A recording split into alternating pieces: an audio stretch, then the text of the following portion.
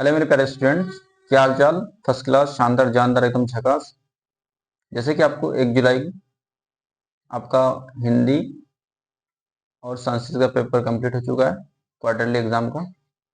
अब आपका बचा साइंस, सोशल साइंस, मैथ्स, इन सारी चीज़ों का आपका पेपर बचा है। तो आज हम लोग टॉप 50 एक्सपेक्टेड क्वेश्चंस, जो कि एक भी क्वेश्चन आपको इससे बाहर देखने को नहीं मिलेगा, सारे के क्वेश्चन यहीं से आने वाले हैं आपके 2 जुलाई के एसएसटी यानी सोशल साइंस वाले पेपर में। चलिए हम लोग बिना देरी के आज की क्लास को हम लोग स्टार्ट करते हैं। और हाँ, आप लोगों का हिंदी और संस्कृत का पेपर कैसा है क्या आप लोगों में जरूर बताएंगे। क्वेश्चन नंबर फर्स्ट क्या कह रहा है, भारत में प्रथम स्वतंत्रता संग्राम कब हुआ? 1942, 1885, 1905, 1857। तो पहली लड़ाई, जो पहला स्वतंत्रता संग्राम हुआ था, वो 1857 को हुआ था।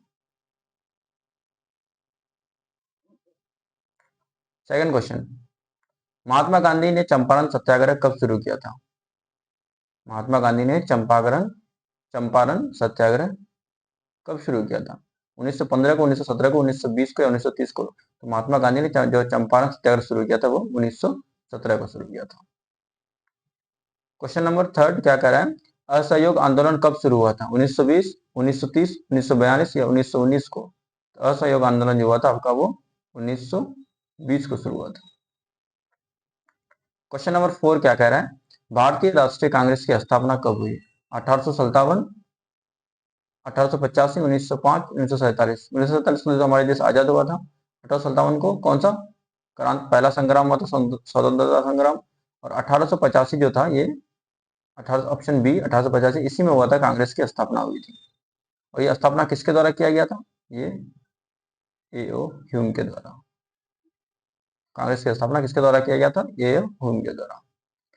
क्वेश्चन नंबर 5 क्या कह रहा है, जलियांवाला बाग हत्याकांड कब हुआ था?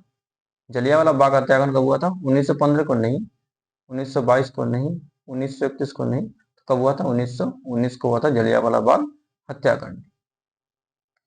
क्वेश्चन नंबर 6 क्या कह रहा है, दांडी यात्रा किससे संबंधित है? दांडी जो यात्रा है वो किससे संबंधित है? वो किससे है? वो नमक कानून से संबंधित है। भारत छोड़ो आंदोलन कब हुआ था?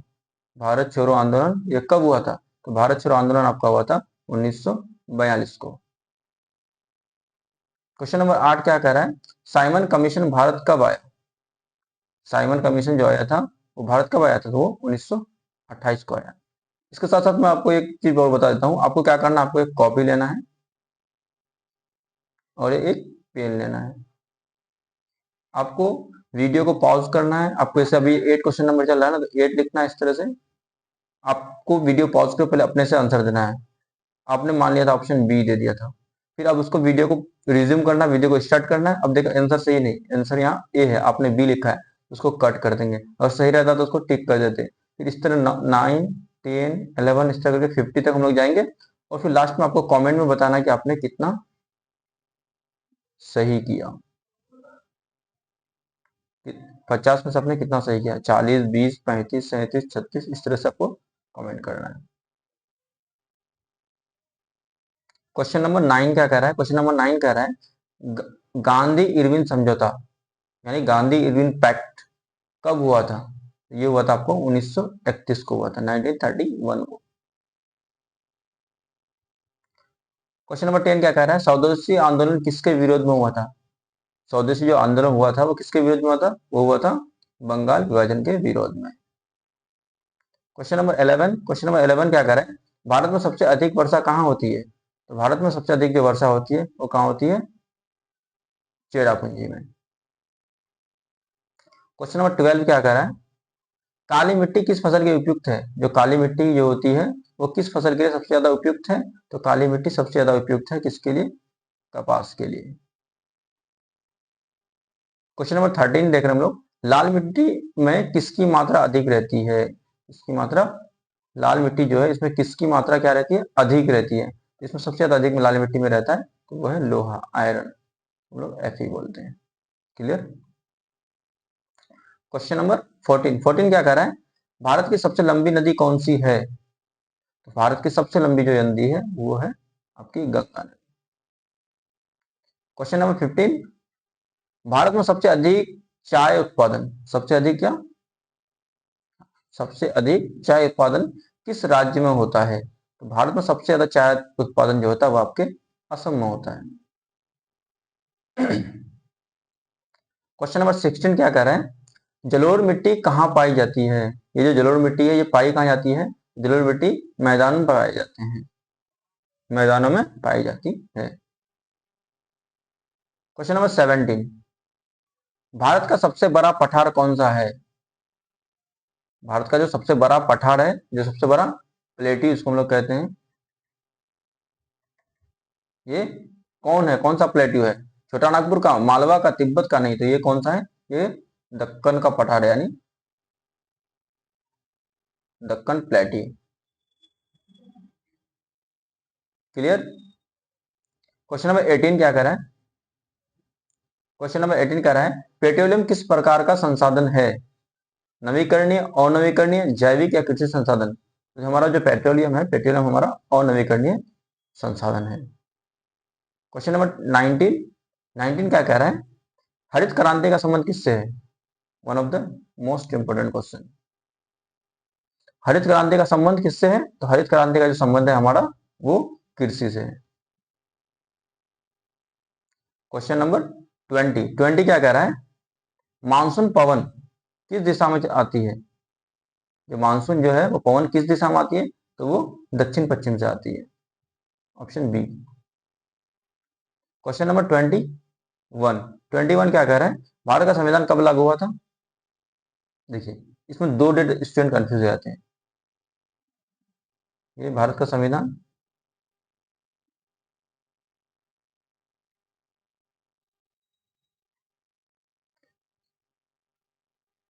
एक डेट आता है 26 नवंबर 1950, ये 26, और दूसरा एक आता है 26 जनवरी 1950, दो डेट आता है। 26 नवंबर 1950 का क्या हुआ था, ये अडॉप्ट कर लिया गया था, इसको अपना लिया गया था, अपना लिया गया था, और 26 जनवरी 1950 को लागू कर दिया था। तो आपको और कंफ्यूज नहीं होना है कि जहाँ अपनाने के बारे में पूछे तो एडॉप्ट में 26 जनवरी 1950 होगा, जहाँ लागू की बात करें तो 26 जनवरी 1950 होगा। तो यहाँ लागू की बात कर रहा है तो ये क्या होगा, option A 26 January 1950। Question number 22, 22 क्या कह रहा है, भारत में लोकतंत्र किस प्रकार का है? तानाशाही, राज्य वाला नहीं, प्रत्यक्ष नहीं, प्रतिनिधि का, यानी इलेक्शन होके यहाँ वोटिंग से पूछ होता है, यहाँ जनता के लिए जनता द्वारा हर चीज किया जाता है। क्वेश्चन नंबर 23, 23 क्या कह रहा है, लोकसभा का कार्यकाल कितने वर्ष का होता है? लोकसभा जो होता है हमारा, लोकसभा, इसका कार्यकाल जो होता है वो आपका 5 साल का होता है, तो option 20 correct answer. Question number 24, Rajya Sabha के सदस्यों का कार्यकाल कितने वर्ष का होता है? राज्यसभा के सदस्यों का कार्य, देखिए राज्यसभा का कार्यकाल नहीं होता, उसके सदस्यों का कार्यकाल होता है, क्योंकि ये कभी राज्यसभा कभी भंग नहीं होता है। हमारा लोकसभा भंग हो जाता है, भंग होकर नया लोकसभा गठन होता है, लेकिन राज्यसभा कभी भंग नहीं होता है, तो इसलिए वहां के सदस्यों का कार्यकाल होता है, ना कि राज्यसभा का। तो उसके सदस्यों का कार्यकाल जो होता है वो आपका 6 वर्ष का होता है। लोकसभा का कार्यकाल, लोकसभा का खुद का कार्यकाल होता है कितने साल का, 5 साल का, लेकिन राज्यसभा के खुद के कार्यकाल नहीं होता है, राज्यसभा के सदस्यों का कार्यकाल होता है, जो कि कितने वर्ष का होता है, वो 6 वर्ष का होता है। क्वेश्चन नंबर 25, 25 क्या करें, भारत का राष्ट्रपति कैसे चुना जाता है? भारत का जो राष्ट्रपति है वो कैसे चुना जाता है, जनता द्वारा नहीं, प्रधानमंत्री द्वारा नहीं, संसद अध्यक्ष द्वारा नहीं, वो निर्वाचन मंडल द्वारा चुना जाता है। क्वेश्चन नंबर 26, 26 कह रहा है, संविधान सभा के अध्यक्ष कौन होते हैं, कौन थे? देखिए एक था अस्थायी अध्यक्ष,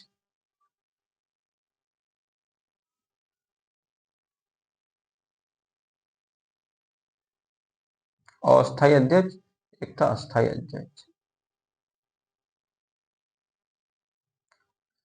अस्थायी अस्थायी अध्यक्ष में बनाया गया था डॉक्टर सचिदानंद सिन्हा को।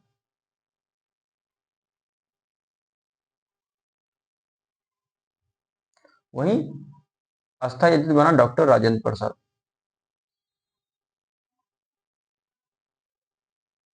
ठीक है, हमें क्या पूछ रहा है, हमें संविधान का डायरेक्ट अध्यक्ष पूछ रहा है, मतलब अस्थायी नहीं पूछ रहा है, हमें डायरेक्ट अध्यक्ष भी पूछे तो ये कौन सा होता है, ये अस्थायी वाला होता है। ये कौन सा होगा, ये हमारा होगा doctor Rajendra Prasad. Question number 27 क्या करें, भारत में मतदान की न्यूनतम आयु क्या है। भारत में आप अगर मतदान करना चाहते हो तो आपकी आयु कम से कम कितनी होनी चाहिए, तो आपकी आयु कम से कम 18 वर्ष होनी चाहिए, यानी 18 साल के बाद ही आप क्या कर सकते हैं, वोट कर सकते हैं। क्वेश्चन नंबर 28 क्या कह रहा है, पंचायत चुनाव कितने स्तर पर होते हैं। हमारे यहाँ जो पंचायत जो चुनाव होते हैं वो कितने स्तर पर होते हैं, तो हमारे 3 स्तर पर होते हैं।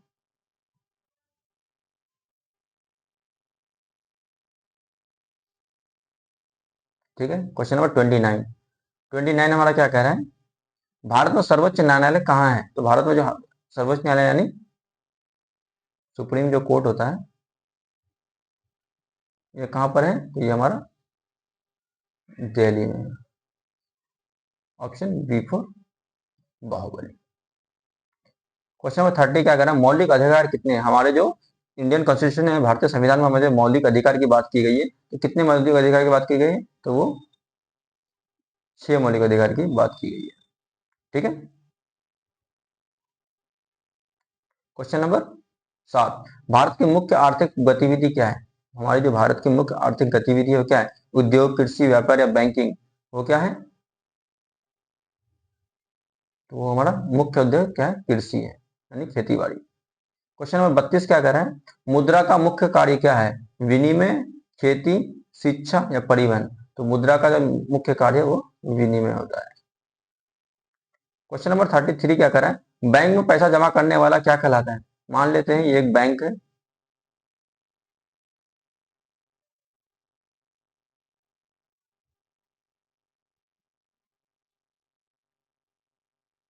SBI का बैंक मान लेते हैं, यहाँ आपने पैसा जमा करने गया, ये आप टिंगू मिंगू सा, ठीक है,